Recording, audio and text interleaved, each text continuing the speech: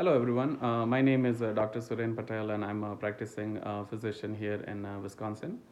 As many of you have questioned me or raised this question and wanted to know a little bit more about the coronavirus and have sent me a few articles on a WhatsApp and an email, some of them I do find outright misleading.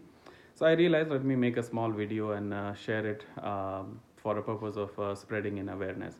So let's talk about coronavirus. So this is a 2019 nCoV beta coronavirus, or a coronavirus as we commonly know it. Information from the media and everyone around us. So the outbreak started in Wuhan, China. This was 2019 in a market where there were workers or customers who came in contact with the seafood. Now, seafood is not an exclusive one. They have had meat. They have had rabbit, snakes in China. That practice is little common given the local cultures. So that's where most of the cases came from, and later on there was a human-to-human spread. So that means people were unknowingly spreading this infection. About 20% fatalities. So there have been scenarios where 20% of these, not exactly 20% patients, but those who are infected, and if you have a severe coronavirus infection, about 20% cases have been documented as a fatality, and certainly that number might go up as we move in a season, because literally there are thousands of patients or cases who have been identified so far. So what are the symptoms? How do you know, or do you need to worry? So this virus has an incubation period of 2 weeks. So if you come in contact, or anybody who come in contact with this virus can take up to 2 weeks to develop a symptoms. And the symptoms usually are, it's a respiratory virus, it's a beta RNA virus. So you have the common cold, runny nose, sneezing, coughing, shortness of breath, hard to breathe. When you're walking and doing things, it will be much difficult to breathe, so that's dyspnea.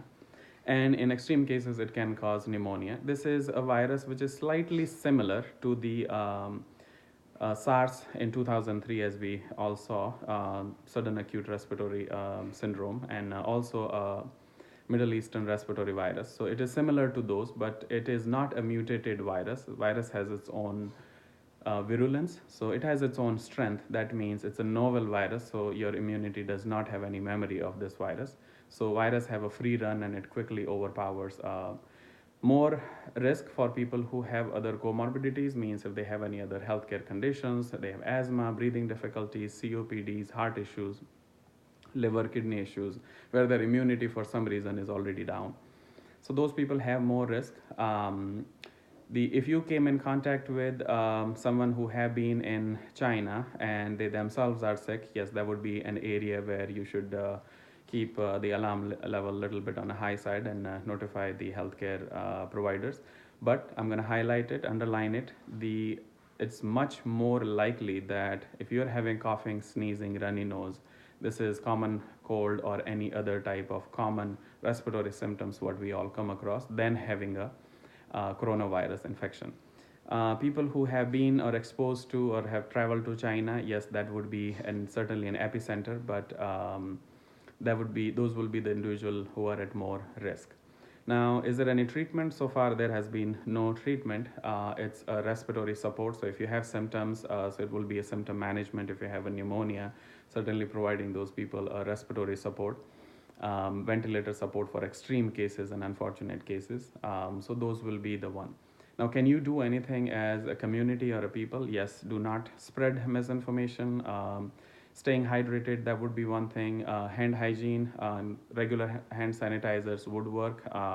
Soap and water would be another thing too. Yes, by no means, if you're not in that zone or you have not come in contact with anybody, you do not have to wear mask and just kind of have to quarantine yourself.